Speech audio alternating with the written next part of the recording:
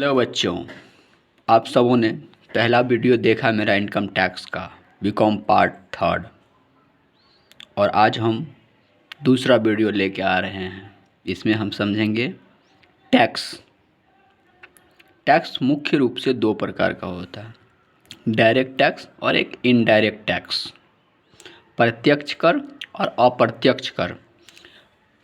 Direct tax उसे कहते हैं जैसे हम कमाए हुए राशि पर जो सैलरी हुआ, हम अगर कहीं जॉब करते हैं तो सैलरी पर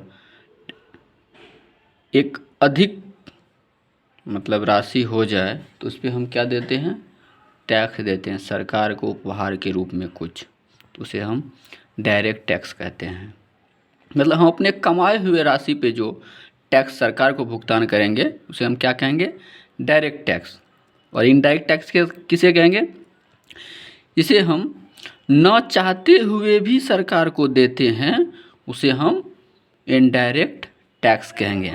जैसे इसका उदाहरण समझिए, जैसे आप मान के चलिए कोई भी सामान खरीदते हैं मार्केट से, कोई भी प्रोडक्ट, जैसे चिप्स ले लीजिए, कुरकुरे ले लीजिए, बिस्किट ले लीजिए, उसमें टैक्स जुड़ा हुआ है, टैक्स इंक्लूडेड रहता है। तो वो टैक्स जो हम चुकाते हैं तो वो क्या हो गया, इनडायरेक्ट टैक्स। उसे क्या कहेंगे हम, इनडायरेक्ट टैक्स। देखिए कर किसे कहते हैं, टैक्स किसे कहते हैं, जब किसी व्यक्ति या संस्था की आय एक सीमा से अधिक होती है तो उस अधिक आय पर व्यक्ति को एक निश्चित दर से कर चुकाना होता है, यानी भार के रूप में कुछ राशि सरकार को देनी होती है, जिसे आयकर कहा जाता है। तो वही टैक्स कहा जाता है। समझ गए, कर किसे कहते हैं, मतलब आप जो कोई भी संस्था में या कोई भी कंपनी में काम करते हैं, अपना सेवाएं देते हैं, उसके बदले में उस कंपनी से जो आपको राशि मिलता है या कोई वस्तु मिलता है तो उस पर क्या होता है, सरकार को टैक्स चुकाना पड़ता है। भार के रूप में, उपहार के रूप में सरकार को कुछ राशि देना होता है, जिसे हम क्या कहते हैं, टैक्स कहते हैं। और देखिए वित्तीय वर्ष किसे कहते हैं। वित्तीय वर्ष आप लोग जानते हैं, वित्तीय वर्ष क्या होता है, कब स्टार्ट होता है, 1 अप्रैल से 31 मार्च, ये वित्तीय वर्ष है।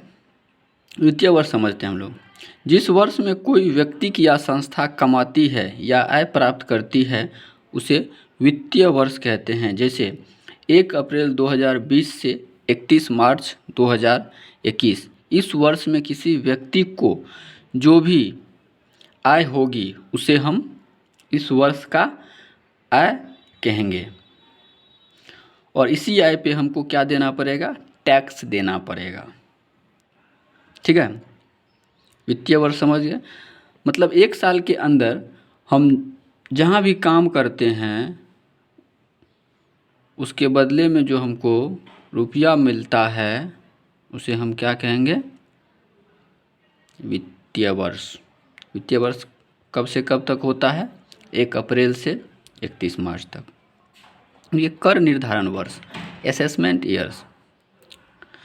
कर निर्धारण वर्ष क्या है, अगर कोई व्यक्ति 2020-21 में कमाता है तो वह उस पर 2021-22 में टैक्स देगा। इस 21-22 को जिस साल टैक्स लगेगा उसे असेसमेंट ईयर कहते हैं। असेसमेंट ईयर कहते हैं मतलब आप जैसे 2020-21 में कमाए 1 साल, और 20-21 में आप जैसे 1 अप्रैल से 31 मार्च तक क्या होता है, भारत का वित्तीय वर्ष। तो आप 31 मार्च के बाद जो अपना हिसाब करेंगे कितना हम इस साल में कमाए हैं, क्या उस राशि पर हम टैक्स दे सकते हैं तो उस पर टैक्स देंगे। अब जैसे 20-21 में कमाए तो उस पर टैक्स कब देंगे, 21-22 में देंगे। तो 21-22 में जो टैक्स देंगे तो वो टैक्स कहलाएगा, और वो 21-22 जिस साल टैक्स लगेगा उस 21-22 साल वाले पर जिस साल अगले साल उसमें टैक्स लगेगा, उसमें टैक्स लगेगा 22-23 पे, तो उसको क्या कहेंगे हम, असेसमेंट ईयर कहेंगे। अब करदाता किसे कहते हैं, जो टैक्स चुकाता है। करदाता मतलब टैक्स पेयर्स। जिस व्यक्ति की आय एक सीमा से अधिक हो जाती है उसे ही कर चुकाना पड़ता है, उसे ही करदाता कहते हैं। मतलब आप जो कमा रहे हैं कोई भी संस्था में या बिजनेस में, तो आपका क्या आय क्या हुआ, एक सीमा से अधिक हो गया, उस पर आपको क्या देना पड़ेगा, सरकार को टैक्स देना पड़ेगा। जैसे सरकार का नियम है 2.5 लाख तक क्या है, कर मुक्त है। 2.5 लाख से अधिक होता है 5 लाख तक, उस पर टैक्स देना पड़ता है 5 लाख। लेकिन 5 लाख तक टैक्स मुक्त हो जाता है, क्यों कि उस पर एक्स्ट्रा सरकार के द्वारा 12,500 का छूट दे दिया जाता है, इसलिए वो बराबर हो जाता है। तो इसलिए कहा जाता है कि 5 लाख तक टैक्स फ्री है। ठीक है। और जिसमें कि हम देखेंगे अब पहला चैप्टर क्या था, आय का मुख्य स्रोत। पाँच स्रोत है, तो 5 स्रोत हम पहला वीडियो में बताए थे। जो नहीं देखे हैं वो पहला वीडियो जाकर देख सकते हैं, जिसमें कि पहला बताए थे आय का मुख्य स्रोत वेतन से है, इनकम फ्रॉम सैलरी। देखिए ये क्या है, जब किसी व्यक्ति को उसकी मेहनत या सेवाओं के बदले में जो निश्चित राशि प्राप्त होती है उसे ही उनका वेतन से आय कहा जाता है। जैसे राम कोई व्यक्ति है जिन्होंने जियो कंपनी में अपनी सेवाएं पूरे 1 साल तक दिए और उसके बदले में उसे जियो कंपनी से 5 लाख रुपया प्राप्त हुआ। इसे ही हम इनकम फ्रॉम सैलरी कहेंगे। तो राम जो व्यक्ति है वो जियो कंपनी में 1 साल तक काम किया, जिसके बदले में उन्होंने जियो कंपनी ने उसको वेतन के रूप में सैलरी दिया। ठीक है, ये क्या हो गया, सैलरी। पहला चैप्टर है इनकम टैक्स का। वेतन से आय में निम्न आय शामिल होते हैं, जिसका नमूना इस प्रकार है। तो पहला चैप्टर हम लोग देखेंगे वेतन से आय मतलब इनकम फ्रॉम सैलरी। इसका जो सवाल बनता है वो इस फॉर्मेट में आप बना सकते हैं, लेकिन सवाल इतना जल्दी नहीं बनेगा क्योंकि इसमें बहुत ही रूल रेगुलेशन है जो आपको याद करना पड़ेगा। कम से कम 15-20 पन्ना का है, तब जाके आप सवाल बना सकते हैं। हाँ, लेकिन थ्योरी के रूप में अगर आप इस फॉर्मेट को लिख सकते हैं तो आपको मार्क्स हो सके अच्छा मिले, क्योंकि इतना जल्दी 1-2 दिन में तो सवाल कवर नहीं हो सकता है। हाँ, हम तो बताने के लिए पूरा बता सकते हैं, लेकिन आपको उतना याद नहीं रहेगा, सवाल नहीं बन पाएगा, तो इसलिए हम इसका फॉर्मेट थोड़ा बता देते हैं। अगर आप इस तरीक़ा से बनाइएगा तो मार्क्स अच्छा मिलने का संभावना है। तो सबसे पहले ऊपर में दे दीजिएगा computation taxable income from salary.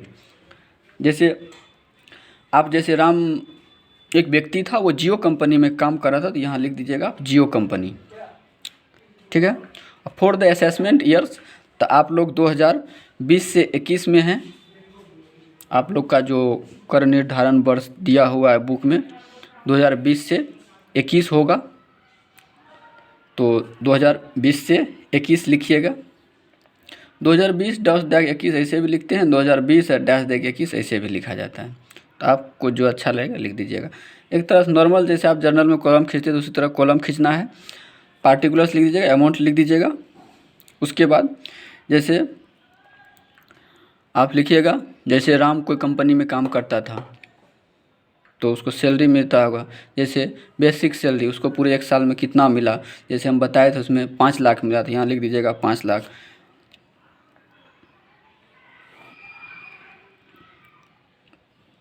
उसी तरह वेजेज दिया रहेगा सवाल में, कमीशन दिया रहेगा, बोनस दिया रहेगा, अलाउंस दिया रहेगा, अलाउंस भत्ता, कोई प्रकार का भत्ता वो सब दिया रहेगा।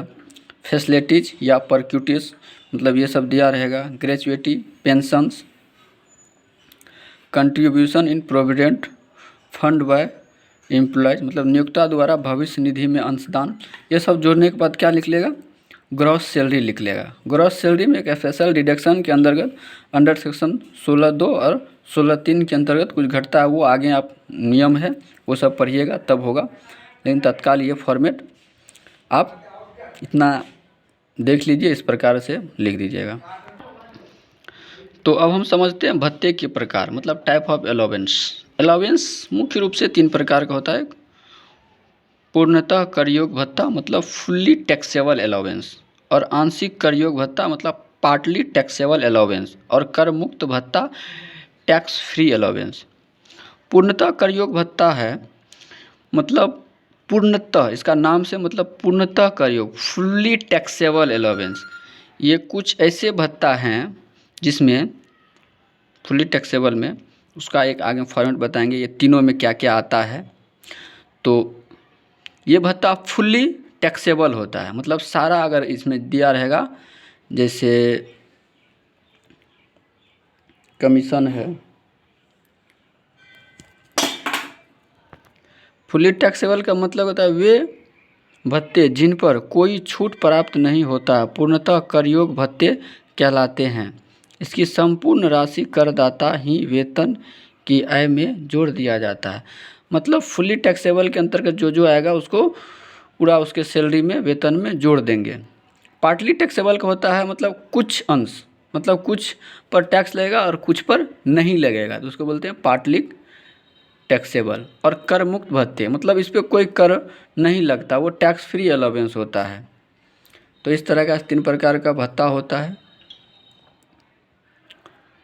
तो आप इतना से इनकम टैक्स का अगर थ्योरी पूछेगा तो आप लिख सकते हैं।